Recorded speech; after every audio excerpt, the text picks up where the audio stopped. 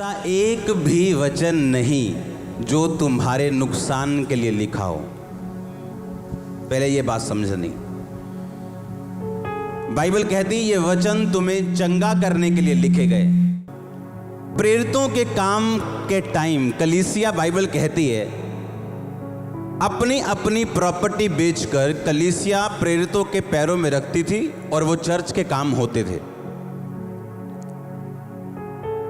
अब ध्यान से समझना, ये चर्च में आया, इसने वचन को कबूल किया, अपनी प्रॉपर्टी बेच दी, मुझे दे दी, खुद बैठ गया। फिर ये आया, इसने बेच दी, इसकी शादी मैंने करवा दी, चर्च बना दिया, साउंड ले लिया।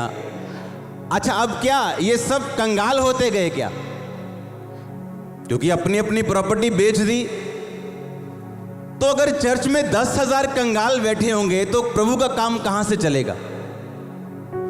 यीशु मसीह ने कहा, तुम में से ऐसा एक भी नहीं जिसने मेरे लिए अपना घर, माता पिता, खेत, प्रॉपर्टी छोड़ दियो और मैं उसको 100 गुना वापिस ना करूं। बाइबल बताती है जिस दिन पतरस ने प्रचार किया उस दिन 3,000 लोगों ने बपतिस्मा लिया और वो गिनती हजारों में बढ़ती गई। अगर वो सभी कंगाल होते गए तो खर्चा कहां से चला? अगर इसने 1 प्लॉट दिया, प्रभु ने इसको 2 वापिस किए। अगर इसने 2 दिए, इसको 4 मिले। हुआ क्या? चर्च आशीषित होती गई और प्रभु का काम बढ़ता गया। क्योंकि जब प्रभु का काम वहां लिखा बढ़ता गया, इसका मतलब पैसा भी बढ़ता गया ताकि प्रभु के कामों में कोई विघ्न ना हो। तो ऐसा एक भी हुक्म नहीं जो तुम्हारे नुकसान के लिए लिखा हो। अगर परमेश्वर ने कहा धन्य कहना मुझे, हां, सुनने को तो बड़ा अच्छा लगता है। क्या बच्चा मर जाए तो उसको धन्य कहोगे? बड़ी कठोर बात है। अय्यूब की तरह अगर आज बिजनेस खत्म हो जाए तो कल क्या अगले इस संडे मीटिंग में आओगे?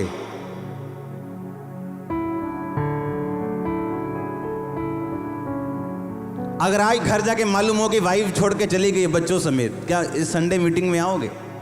मैं पूछ रहा हूं। यस कहना, यस करना उतना ही फर्क है जितना शैतान और परमेश्वर में। रूत कैसे बचाई गई? पिता को धन्य कह के। धन्य कहने के लिए कारण तो कोई नहीं था। पति नहीं था, ससुर नहीं था, पैसा नहीं था। ये नहीं था पति नहीं है तो बहुत पैसा है, या ससुर जिंदा है कोई बात नहीं, खाने पीने की कमी नहीं है, लेकिन कुछ भी नहीं है था। फिर भी उसने क्या कहा? मैं वापिस चली जाऊंगी पर यहोवा को धन्य कैसे कहूंगी? मैं यहीं रहूंगी। सिर्फ यहोवा को धन्य कहने के लिए। बाइबल कहती परमेश्वर कुछ भी आपके नुकसान के लिए नहीं कहता। अगर उसने आपको धन्य कहने के लिए बोला आपकी मुश्किल परिस्थितियों में, तो इसका मतलब वो उसको आपके फायदे और आपकी गवाही में बदल देगा अगर आप वचन पे चलना छोड़ेंगे नहीं। वो मूर्ख नहीं है, उसने आपको बुद्धि दी है। जो वैज्ञानिक आज मार्स, मंगल पे, चंद्रमा पे पहुंच गए, उनको बुद्धि देने वाला कौन है? परमेश्वर। उसने जो आज कंप्यूटर जब बना था ना, तो जितना ये टेंट लगा, इतना बड़ा स्टेज, इतनी बड़ी हार्ड डिस्क थी। जो आज आपके जेब में जो माइक्रो कार्ड है ना, उसमें ज्यादा स्टोरेज है जो पहली हार्ड डिस्क बनी थी। वो इंसान जो इसकी बुद्धि बढ़ती जा रही है, परमेश्वर कहता मेरे सामने तुम मूर्ख होगे, ये मैंने बनाई है बुद्धि। जो कंप्यूटर आज हमने बनाए, हमारी बुद्धि ने बनाए, सोचो जिस बुद्धि को परमेश्वर ने बनाया वो तुम्हें फालतू में नहीं कहेगा मेरा धन्यवाद कर, या मेरी वर्शिप कर, या मेरा थैंक्स कर, या व्यभिचार छोड़ दे, या नशा छोड़ दे। आपको बोरिंग करने के लिए नहीं, आपको कुछ देने के लिए, कुछ बिल्ड करने के लिए। वो आप में वो देखता है जो आप नहीं देख सकते। आप अपने आप में वो निकाल सकते हैं अपने आप से जो परमेश्वर जिस तरह देखता है वचन पे चल के। आमीन। आप कमजोर नजर आते हैं, हाँ, परमेश्वर कहता नहीं तू दबोरा है, तू गिदौन है। पर वो निकलेगा कैसे आपके अंदर से? आप वचन पे चलते रहेंगे। हाँ, क्या करेंगे वचन पे? दिल करेगा तब भी नहीं करेगा, दुखी होके तब भी, सुखी होके आप चलते रहेंगे, आप चलते रहेंगे। आप में से वो दबोरा, वो मरियम निकलेगी जिसके लिए प्रभु ने पैदा किया आपको। आप वो नहीं हो जो यहां बैठी हो, आप वो नहीं हो, आप वो नहीं हो। आप एक पत्थर की तरह आए हो जो एक्चुअल में हीरा है। अगर उसे तराशा नहीं जाएगा वो तमाम उम्र पत्थर रहेगा। जितना मैंने हाथ में साइज किया, अगर इतना पत्थर हो तो कोई किसी काम का नहीं, लेकिन अगर इतना हीरा हो तो 2000 करोड़ से भी ज़्यादा उसकी वैल्यू होगी। इतना सिर्फ आप इमेजिन करो, आपकी वैल्यू हीरो से भी ज़्यादा है। पर जब दिमाग का प्रयोग करेंगे कि अब कौन सा थैंक्स रह गया, अब तो बीमारी हो गई, अब कौन सा थैंक्स करेंगे, अब तो हमारे घर में ये घटना हो गई, अब कैसे थैंक्स करेंगे हम, मेरे साथ तो ये हो गया, मेरा तो वीज़ा ही नहीं लगा, मेरा तो सब कुछ ख़त्म हो गया, मेरी तो मंगनी टूट गई।